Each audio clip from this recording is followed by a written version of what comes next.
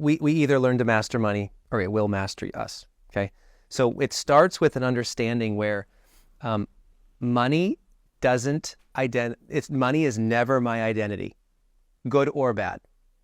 Money is never my achievement, my status, how other people think of me, keeping up with the Joneses.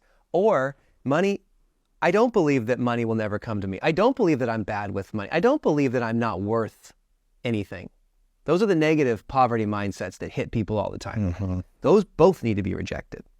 And what you need to do is you put money in its proper place as simply a store of value. And I'm going to focus on being of value to others. And then being disciplined when I do get money, right? There's two sides. Money comes from creating value, unless you steal it. Money comes from creating value for others. So what are my skills? What are the ways I'm creating value for other people? In the material value, right? There's other types of value. But in this world, what do I love to do? Where am I creating immense value for other people? And where am I really good at things? We call that the sweet spot, okay? This is very controversial, but I don't believe in a calling. And all my the God friends, and I love God, they're like, how dare you say that? There's a calling for everyone. I'm like, yeah, but then when something goes wrong, you think you missed your calling. I don't believe in any of that. I think that God gives us incredible skills and talents, things that we love to do. Because some people love things they suck at, and they're really good at things they hate. And then that has to meet huge needs in the world that create a lot of value. It's a sweet spot. And that's what we need to do with our children, okay? We often ask kids, what do you want to do when you grow up? That's a bad question. You got to ask your kids, what lights you up? And then you hone what skills. Excites you. What excites you? What is a big need in the world for you? What do you think is a huge need that we can solve? Get them thinking that way. And when you're focusing on creating value in the world, a lot of that baggage just kind of melts. Mm-hmm. They talk about if you're depressed or suicidal or sad, the best way to get out of it is to go serve somebody. Go help someone. Yes. Go encourage somebody. It's the best, quickest hack. So that creates value.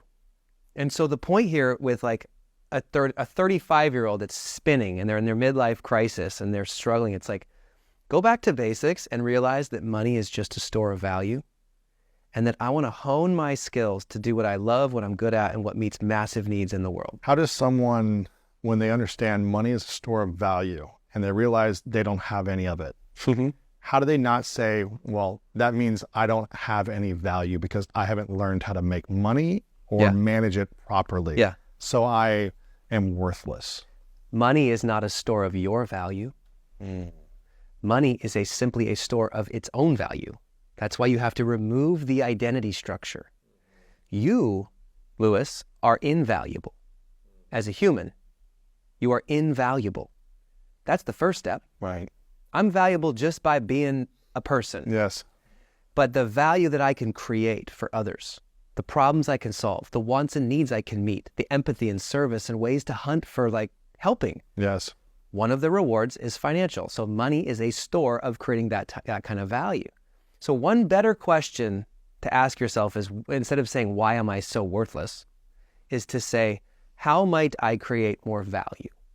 See, there's a story. You know who Sharon Lechter is?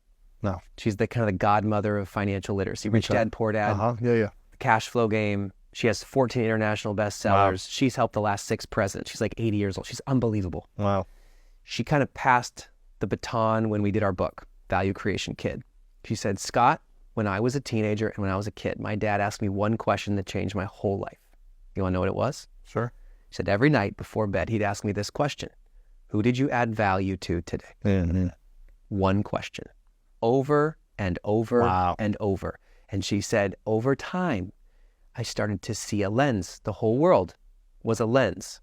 Oh, I can create value for this person right now. Oh, I can encourage this person right now. Oh my gosh, the teacher needs me to do this. My sibling, I can add value to my parents. Oh, this is a business opportunity. Oh, my neighbors need help here. Oh, I could charge for this. This is incredible. Hunting for value everywhere she went. And it's one of the greatest unlocks that we teach parents. That's beautiful. I love that. Most people just, have their kids say a prayer at night or just we do put that them too. in bed. But it's also ask this question, how did you add value today? It's an incredible question. That's powerful. And it's an unlimited question.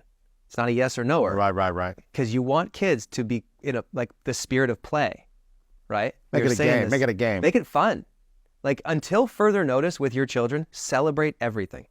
You should make things fun. The spirit of play trumps the spirit of coercion and power every single time. If you have a defiant kid, if you have a kid that's just tough, it's like, this kid battles me. I got to sit there for 30 minutes after dinner to make him take that last bite. Everyone has those kids. I have one. Wow. The way to win that is to win their heart. Mm-hmm.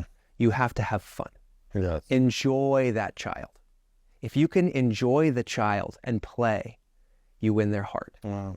And then you win loyalty. Yes. And then all those tough traits that you were frustrated at before now get to be used for power. See, that kid grows up, they're not going to be swayed. They're not going to be, bullied. They won't let other people bully, in fact. Mm. If that's a teenage girl, when you win that loyalty and you win that heart, they're not going to be taken advantage of. They're not going to let the bullies and the cliques tell them who they are. Wow. You see the power of that kind of a kid? Yes. So the key is to switch it.